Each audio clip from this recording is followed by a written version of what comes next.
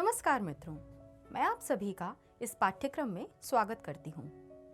मैं आपको साथ ही साथ बधाई भी देती हूँ कि आप इस महत्वपूर्ण ज्ञान का एक हिस्सा बनने जा रहे हैं। मुझे ये यकीन है कि अगर आप ये वीडियो देख रहे हैं तो आप सभी कृषि की उन्नति के लिए प्रयासरत होंगे। लेकिन मुझे ये दुख के साथ कहना पड़ रहा है कि कृषि जो आजीविका का इतना बड़ा स्रोत है, वो धीरे धीरे कई परेशानियों से घिरता जा रहा है। ऐसा क्या गलत हो रहा है? क्यों देश के किसान इतने बेहाल हैं? इसके कई कारण हैं, जैसे प्रतिवर्ष खाद, बीज, जंतुनाशक और सिंचाई में होने वाले खर्चों में बढ़ोतरी, किसानों को फसलों का सही दाम न मिलना, कृषि में बढ़ते खतरे जैसे वर्षा का समय पर न होना, रोग और कीड़ों का प्रकोप, जंगली जानवरों से नुकसान, बढ़ती गर्मी और भूजल स्तर का नीचे जाना और अस्वस्थ मिट्टी की वजह से गिरता उत्पादन। क्या आप मानते हैं कि इनमें से कुछ परेशानियों के लिए हम खुद जिम्मेदार हैं, जैसा कि सूखे कचरे को खेत में जलाना, अत्यधिक जंतुनाशक, पानी और खाद का प्रयोग करना?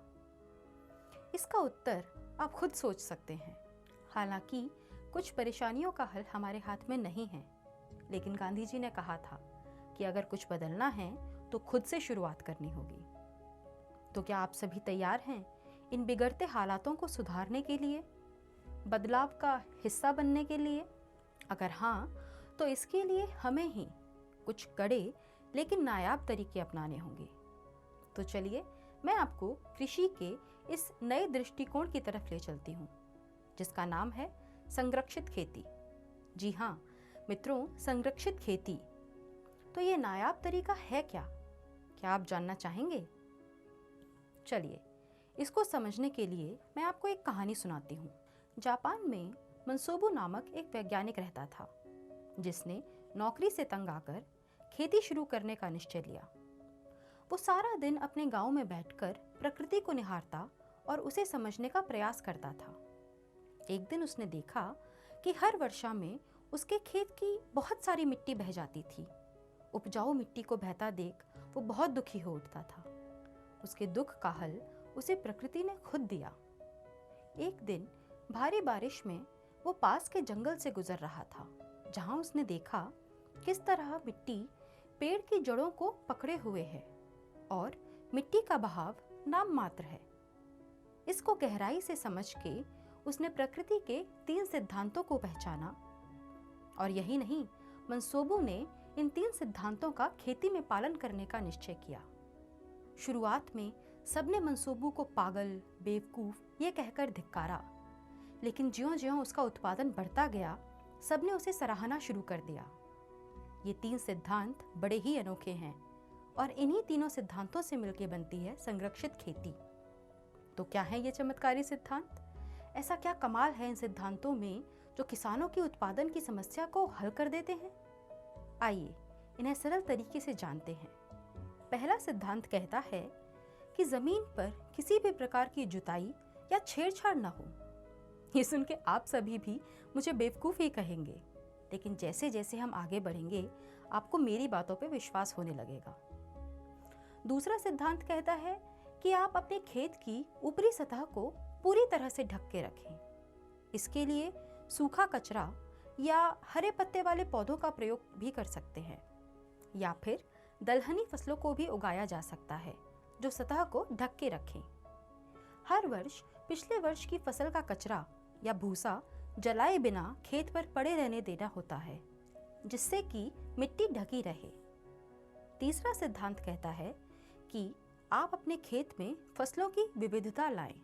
प्रति वर्ष एक ही फसल लगाने की बजाय अंतर फसलों में फेरबदली करना होता है।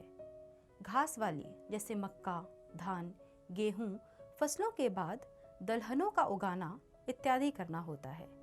मैं जानती हूँ कि आपके मन में कई तरह के सवाल या आशंकाएं विचलित हो रही होंगी, जैसे क्या ये संभव है? बिना जुताई के कैसे लगेंगे बीज? कचरा कहाँ से लाएंगे? बिन जुताई के बीज उगेगा या नहीं? क्या इससे सही उत्पादन मिलेगा? वगैरह वगैरह। तो मैं आपको बता दूं कि आप में से ही कई किसान संरक्षित खेती कर रहे हैं। आइए जानते हैं कि अभी तक उनका अनुभव कैसा रहा है। तो ये हम सीओ की खेती करान, वो काम कचरा वो हम मक्का को डालान एक बार, फिर मक्का की खेती वो करान, फिर सोयाबीन को चारों डाली रहान, फिर सोयाबीन को चारों डालान, वो काम फिर तोड़ को पाली लयान जरा बिछावना का ले छो वो बिछाई देवान, फिर कम पर तो उड़द को मूंग को ये राखी सकान हम काम। वो एक बार वो छे तो जमीन में जरा नमी अच्छी रह तो वो केचवा ही जाज, केचवा उन से जरा पौधो भी अच्छो बनी जाज, पौधो बनने का बाद में जरा भार भी अच्छा ही जाज, फल्ली न भी लगी जान, मजदूर कम लगे काम, फिर वो खाद की भी बचत जरा हुई, अपन लगाई दें खाद बीज हुई जाए तो लगावना में भी जरा फायदा हुई जाए अपन को, न फायदा होगा वो होने का बाद में जमीन भी अच्छी रह, पौधो भी अच्छो बनी सके जो काम जो का समय से अपन घर का बंदम रह तो लगाई भी देनो, हाथ से भुरभरी जमीन रहता हाथ से खोरी न लगाई देनो, कहीं ट्रैक्टर मेक्टर भी नहीं हल्की बचत हुई जाए।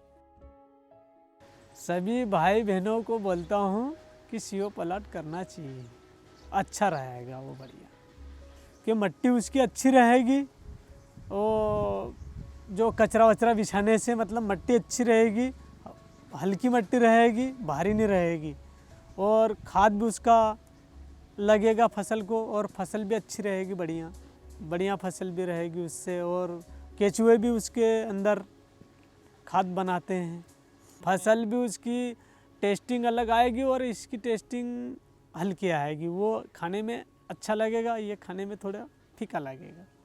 है ना कमाल का तरीका। तो फिर से दोहराते हुए जाने कि ये 3 सिद्धांत हैं: मिट्टी की जीरो जुताई या ज़रूरत के हिसाब से छेड़छाड़, सतह पर स्थायी जीवित या मृत ढकाव परत का रखना, और फसल चक्र में विविधता। इन तीनों सिद्धांतों से मिलकर बनता है संरक्षित खेती। आइए अब अगले वीडियो में हर एक सिद्धांत को हम विस्तृत रूप से समझते हैं।